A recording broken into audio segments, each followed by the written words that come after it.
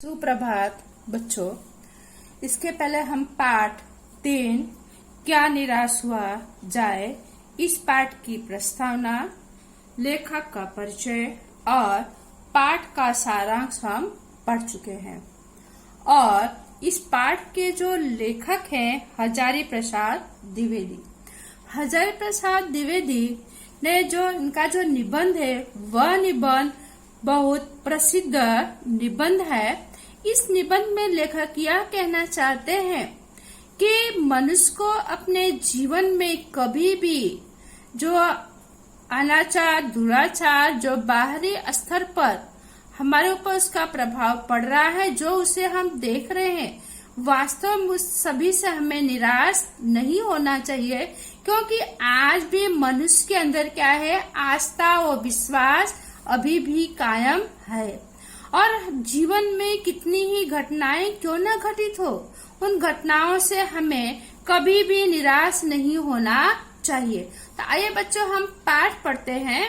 Page number 7 बराबर पहला paragraph देखते हैं। लेखक कह रहे हैं कि मेरा मन कभी कभी बैठ जाता है। मुहावरा है मन बैठ जाना, उदास होना।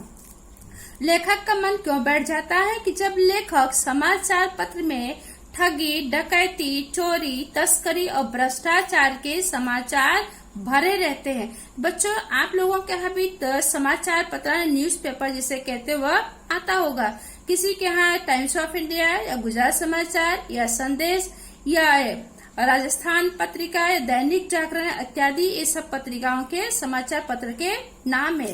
तो उसमें क्या लेखक कह रहे हैं कि ठगी यानी चालबाज बराबर, डकैती यानी डाका डालना, लूटपाट करना, चोरी बराबर, चोरी सभी को पता है। तस्करी का अर्थ होगा कि चोर जो चोरी करके बराबर सीमा पार जो माल ले जाने की क्रिया करता, उसे कहते हैं तस्करी। भ्रष्टाचार यानी अनैतिक आचरण बराबर। कि लेखक कह रहे जब हम समाचार पत्र पढ़ते उसमें क्या भरे पड़े रहते हैं, ठगी, डकैती, चोरी, तस्करी और भ्रष्टाचार समाचार पत्र भरे पड़े रहते हैं। और उन सबको पढ़ते हैं ऐसा लगता है आरोप प्रत्यारोप का कुछ ऐसा वातावरण बन गया है।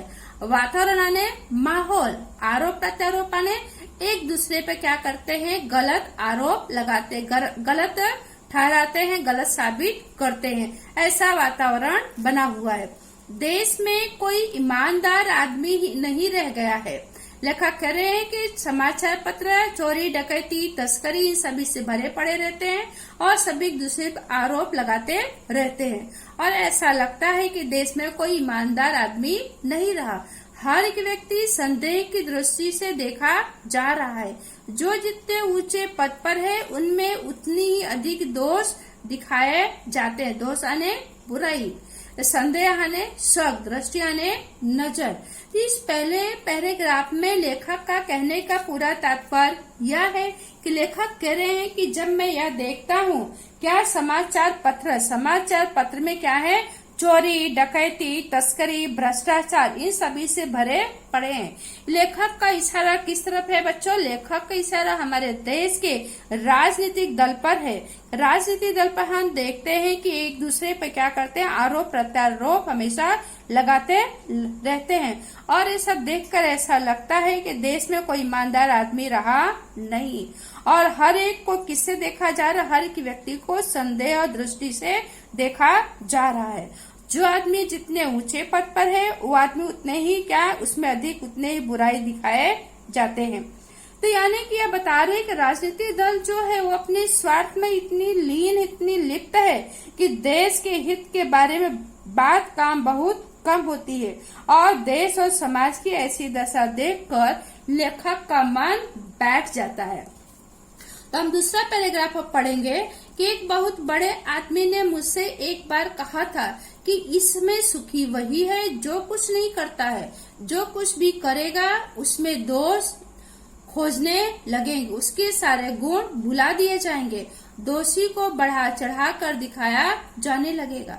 दोष किसमें नहीं होते हैं, यही कारण है कि हर आदमी दोषी अधिक दिख रहा है, गुणी कम या बिल्कुल ही नहीं। स्थिति यानी हालात अगर ऐसा ही है तो निश्चय ही चिंता का विषय बन जाएगा कि लेखक की मुलाकात एक व्यक्ति से होती है और वो व्यक्ति लेखक को कहता है कि इस समय सुखी वही है जो कुछ नहीं करता है। तो लेखक बोलते हैं ऐसा क्यों? तो कहता है जो कुछ भी करेगा लोग क्या करेंगे, लोग उसमें बुराइयां ढूंढने लग जाएंगे। और जो व्यक्ति काम करता है, कहते हैं कि जो काम करता है उसी से गलतियां होती है। और जो आदमी बैठा रहेगा, बैठे बैठे आदमी कुछ काम करेगा नहीं तो उसमें गलतियां भी नहीं होंगी। कह रहे हैं कि जो आदमी काम करता है तो उसमें गलतियां निकालते हैं और उसके सारे गुण को क्या करते हैं, उसके सारे गुण को भुला देते हैं और उसके गुणों को बढ़ा चढ़ा के क्या करते हैं, वो लोगों के सामने पेश करते हैं। लेखक कह रहे थे दोष किसमें नहीं है, यानी बुराइयां किसमें नहीं है, बुराइयां हर एक आदमी में है। और लेखक कह रहे हैं कि ये सब हालात को देखते हुए ऐसा लगता है कि आदमी दोषी अधिक है और गुणी बहुत कम है। अगर ऐसा ही हालात रहा तो क्या हो जाएगा, एक चिंता का विषय बन जाएगा।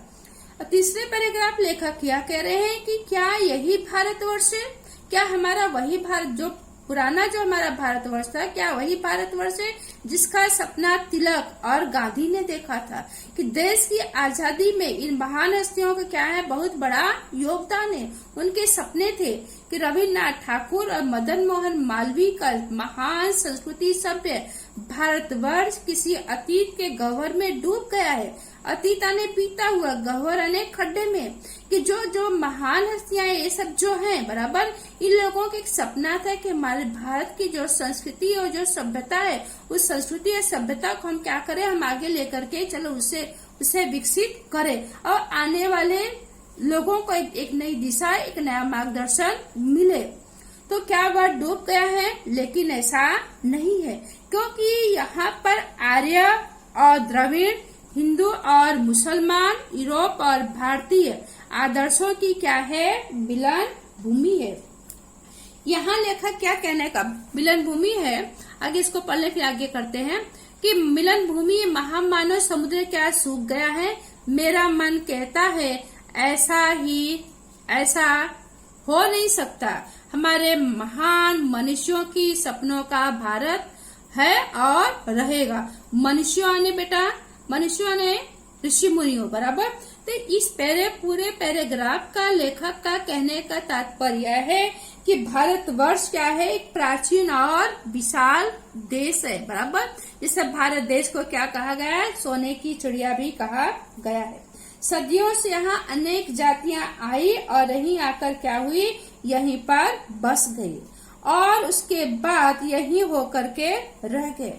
कौन कौन सी जातियां आई? आर्य, द्रविड़, हिंदू और मुसलमान, यूरोप और भारतीय। ये भारत की जो भूमि है, किसकी भूमि है? आदर्शों यानी संस्कारों की भूमि है। भारतीय सभ्यता में विदेश से आई सभ्यता का भी प्रभाव पड़ा है कि भारतीय सभ्यता संस्कृति में, और जो बाहर से भी लोग आए हैं उनका भी प्रभाव का हमारे संस्कृति और सभ्यता पर पड़ा है। लेकिन विदेशी लोग हमारे संस्कृति के साथ क्या हुए, घुल मिल गए और हमारे संस्कृति के, हमारे परंपराओं को उन्होंने अपना लिया है।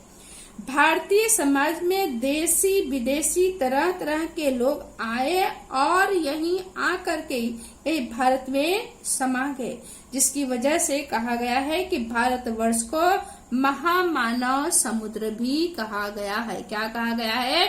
महामानव समुद्र बराबर। जिस तरह समुद्र की गहराई को हम माप नहीं पाते हैं, उसी तरह इस भारत की भूमि पर नदियां, पर्वत, पहाड़, गांव, शहर, जहां देखो वहां क्या है, मानव का ही वसवाट है, मानव बसे हुए हैं बराबर। तो महर्षियों का सपना है कि हमारा भारत क्या है, संस्कृति सभ्यता से भरा हुआ है और वैसा ही वो रहेगा। अब नेक्स्ट पैराग्राफ, यह सही है कि इन दिनों कुछ ऐसा माहौल बन गया है। माहौल यानी वातावरण, कि क्या बन गया है, ऐसा माहौल, ऐसा वातावरण बन गया है बराबर।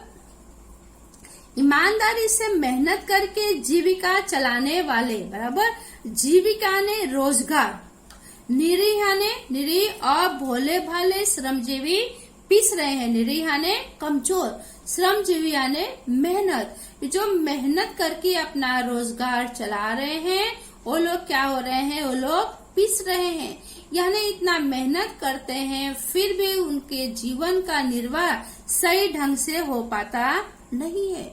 और जो लोग झूठ तथा फरेब का रोजगार करने वाले फल फूल रहे हैं, लेखक कह रहे हैं कि जो लोग रोजगार कारोबार कर रहे हैं वो लोग झूठ और धोखे, बराबर धोखेधड़ी से क्या अपना रोजगार फैला रहे हैं, जिससे रोजगार कर रहे हैं, जिससे उनके रोजगार में क्या हो रहा है, उनकी तरक्की हो रही, फल फूल होने ने मुहावरा है, वो समृद्ध बन रहे, विकसित हो रहे हैं।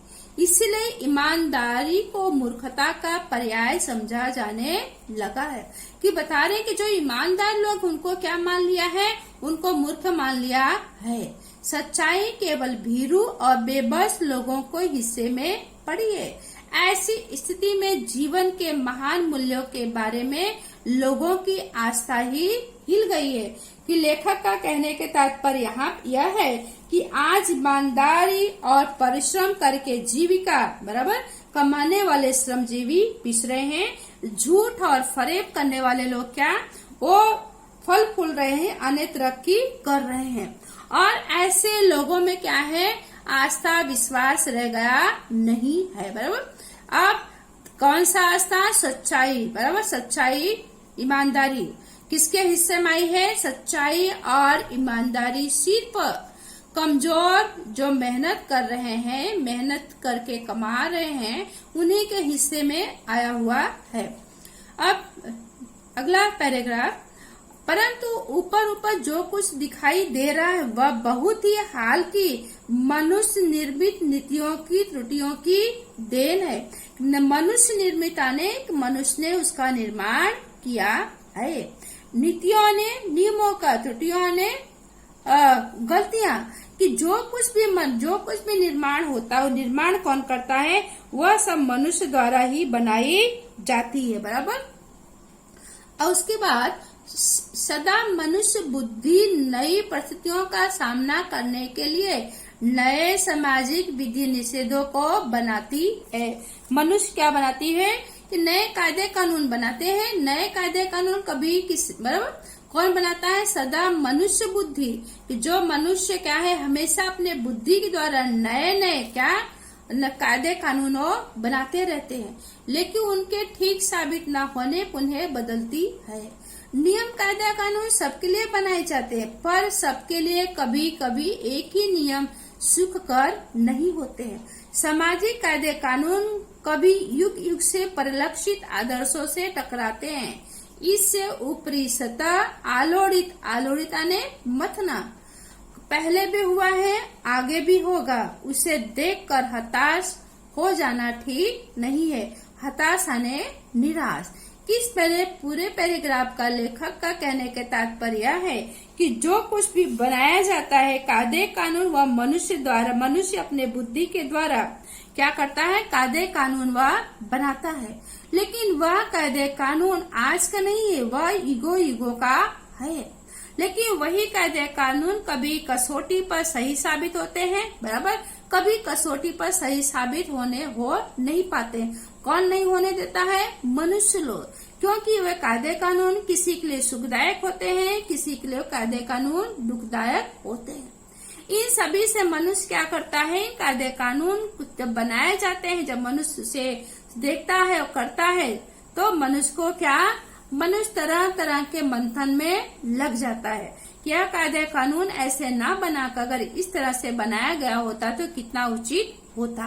तो लेखक कह रहे हैं कि सभी से हमें निराश हताश नहीं होना चाहिए।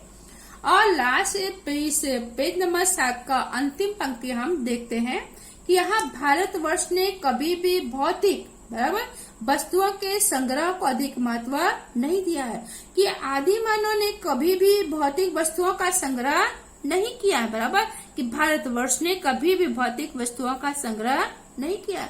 हमारे देश के ऋषि मुनियों का, संत महात्मा का देखो, आज के नहीं आदिकाल की बात कर रहे हैं, उन लोग कभी भी भौतिक वस्तुओं का संग्रह नहीं किया। उनकी दृष्टि से मनुष्य के भीतर जो महान आंतरिक तत्व स्थित भाव से बैठा हुआ है वही चरम और परम है। कि लेखक कह रहे हैं कि मनुष्य के अंदर क्या है, आंतरिक तत्व क्या है, आत्मा, बराबर, आत्मा और परमात्मा, वही क्या पवित्र भाव से अंदर बैठा हुआ है, वही अंत है और वही मनुष्य क्या है, प्रिय है और प्यारा है। कि मनुष्य के अंदर क्या, लोभ, मोह, काम, क्रोध आदि विकार मनुष्य में स्वाभाविक रूप से विद्यमान रहते हैं। कि ये मनुष्य के अंदर 4 गुण, विकार यानी खराब गुण, ये 4 जो खराब गुण है कौन से, लोभ, मोह, काम, क्रोध, स्वाभाविक यानी कुदरती रूप से, बराबर, विद्यमान रहते, विद्यमान यानी उपस्थित रहते हैं। कि चारों गुण हर एक व्यक्ति में कम और ज्यादा हमें देखने को मिलता है, पर उन्हें प्रधान शक्ति मान लेना, प्रधान यानी मुख्य, इन 4 गुणों को अधिक महत्व नहीं दिया गया है। इन 4 गुणों को संयम, बराबर, संयम के बंधन में बांध करके उन्हें रख दिया है।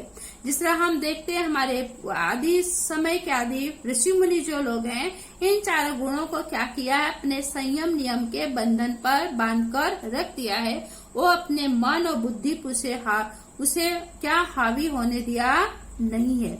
तो बच्चों, आज हम पेज नंबर 7 इतना ही करेंगे और आने वाले समय में आगे पाठ की चर्चा करेंगे और आपको इस 7 पेज के शब्दार्थ और मुहावरे लिख कर भेजूंगी। उसे आपको अपनी कॉपी में लिखना भी है और उसे याद भी करना है। धन्यवाद।